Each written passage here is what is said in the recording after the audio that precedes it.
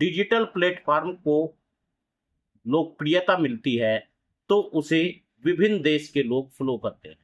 क्या प्रधानमंत्री नरेंद्र मोदी को यदि पाकिस्तान में लोगों ने फॉलो करना शुरू किया तो इसका मतलब यह है कि प्रधानमंत्री पाकिस्तानी हो जाएंगे क्या? या भारतीय जनता पार्टी के नेता जाकर के वहां पर बिरयानी खाए तो वे पाकिस्तानी हो जाते हैं क्या? इन आरोपों के बाद में सोशल मीडिया पर एक बहस तेज हो गई। कुछ लोग इसे विदेशी प्रभाव और डिजिटल प्रचार का मामला मान रहे हैं, तो कुछ लोग इसे केवल वायरल ट्रेंड और मीम कल्चर का असर मान। पूरी बात यह है कि लोगों के अंदर और बच्चों के अंदर, युवाओं के अंदर गुस्सा है भारतीय जनता पार्टी को लेकर, भारतीय जनता पार्टी के घटिया कार्यक्रमों को लेकर, प्रधानमंत्री नरेंद्र मोदी की घटिया राजनीति को लेकर के लोगों के अंदर गुस्सा है, जिस कारण इस प्लेटफॉर्म से जुड़ते हुए लोग जा रहे हैं। सीजेपी संस्थापक अभिजीत दीपके ने लगातार आरोपों पर सफाई दी और उन्होंने पूरा चार्ट दिखाया। उनका कहना है कि सोशल मीडिया पर वायरल होने के बाद में अलग अलग देशों में अकाउंट को फ्लो करने लगे हैं। इसका मतलब यह नहीं है कि पार्टी किसी विदेशी एजेंसी से जुड़ी हुई है। अब सवाल उठता है, क्या सोशल मीडिया की लोकप्रियता को सीधे देशभक्ति और देश विरोध से जोड़ना सही है क्या? क्या इंटरनेट पर वायरल होना आज की राजनीति की नई ताकत बन चुका है क्या? क्या भारतीय जनता पार्टी इस कदर डर गई है कि वह युवाओं को, बेरोजगार युवाओं को पहले कॉकरोच कहते हैं और पैरालाइसिस कहते हैं और पैराटाइज कहते हैं, पता नहीं क्या क्या कहते हैं, और अब ये कहना शुरू कर दिया कि ये विदेशी एजेंट है। यही वजह है कॉकरोच जनता पार्टी अब सिर्फ एक मजाक मीम नहीं रह गई है, बल्कि बड़े राजनीतिक और सामाजिक विमर्श का बड़ा हिस्सा बन चुकी है। आज भारतीय जनता पार्टी ने जिस तरह अपने बयान दिए, उससे लगता है आज भारतीय राजनीति सबसे चिंताजनक पहलू बनता हुआ जा रहा है, जो कि विचारों से असहमति रखने वाले नागरिकों को तुरंत विदेशी या देश विरोधी या फिर सीधे बाहरी ताकत का एजेंट बताने की प्रवृत्ति बढ़ती हुई जा रही है। यह मानसिकता लोकतंत्र की आत्मा के खिलाफ है। किसी भी लोकतांत्रिक देश में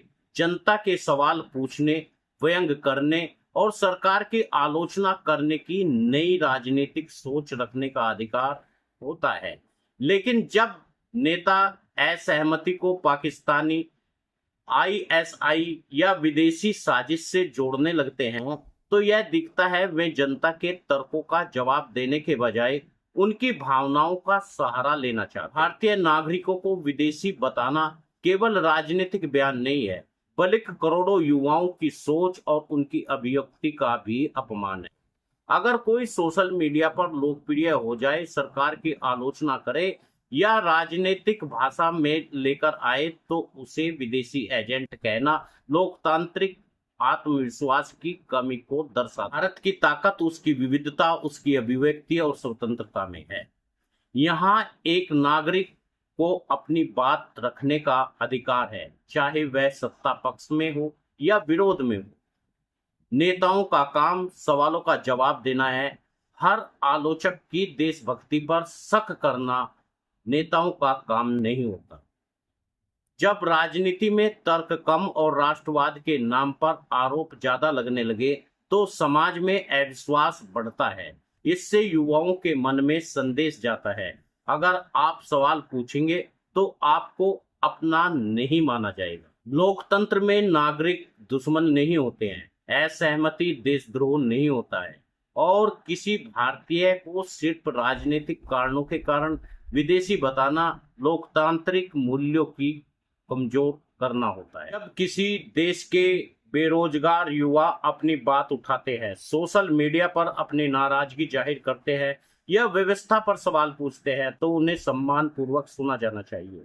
लेकिन अगर नेता उन्हें विदेशी एजेंट या देश विरोधी कहकर के अपमानित किया जाए तो यह युवाओं का वास्तविक समस्याओं का ध्यान हटाने जैसा लगता है और उनका अपमान करने जैसा लगता है। भारत का युवा आज रोजगार, महंगाई, प्रतियोगी परीक्षाओं, पेपर लीक और भविष्य की अनिश्चितता जैसी चुनौतियों से जूझ रहा है। ऐसे समय में युवाओं की भावनाओं को समझने के बजाय, उन पर संदेह करने के बजाय समाज में ज्यादा दूरी पैदा कर सकता है। सरकार को सोचना यह चाहिए, शिक्षा मंत्री को इस्तीफा दे देना चाहिए और प्रधानमंत्री नरेंद्र मोदी को इसमें हस्तक्षेप करना चाहिए। यदि युवा नाराज है तो उन्हें समझाना चाहिए। लोकतंत्र में किसी भी राजनीतिक दल या सरकार की आलोचना करना नागरिकों का अधिकार है। हर असहमति को विदेशी साजिश बताना स्वस्थ लोकतंत्र की बहस को कमजोर करता है। नेताओं की अपेक्षा की जाती है कि वे आलोचनाओं का जवाब तथ्यों और राजनीति से दे, न कि व्यक्तिगत आरोप। युवाओं को अपमानित करने के बजाय उनकी समस्याओं पर गंभीर चर्चा होनी चाहिए। रोजगार कैसे बढ़ेगा, शिक्षा और भर्ती प्रक्रिया कैसे बेहतर होगी और देश के भविष्य को कैसे मजबूत किया जाएगा, यही किसी भी लोकतांत्रिक राजनीति की असली परीक्षा होती है। आज देश में एक बहुत बड़ा वर्ग अपने आप को अपमानित और अनसुना महसूस कर रहा है और यह वह वर्ग है भारत का युवा। वही युवा जिसने देश को भविष्य को कहा जाता है, जिसे देश का उज्जवल भविष्य कहा जाता है। आज जब रोजगार, शिक्षा, महंगाई और भविष्य की चिंता पर वह सवाल पूछ रहा है तो उसे जवाब देने के बजाय विदेशी एजेंट, देश विरोधी और बाहरी ताकतों से जुड़ा हुआ बताने की कोशिश हो रही है। यह केवल राजनीतिक बयान नहीं है, बल्कि करोड़ों युवाओं की भावनाओं पर चोट है। आज भारत का युवा किस दौर से गुजर रहा है? यह एक तरफ डिग्रियां हैं, दूसरी तरफ नौकरियों की कमी है। कहीं भर्ती परीक्षा में पेपर लीक हो रहे हैं, कहीं सालों से रिजल्ट नहीं आते हैं। लाखों युवा प्रतियोगी परीक्षाओं की तैयारी में अपनी उम्र, मेहनत और परिवार की उम्मीदें लगा देते हैं। लेकिन जब युवा अपनी निराशा सोशल मीडिया पर जाहिर करते हैं तो सरकार से सवाल पूछते हैं। कुछ छुटभइये चिरकुट नेता उन्हें की समस्याओं पर चर्चा करने के बजाय उनकी देशभक्ति पर सवाल उठाने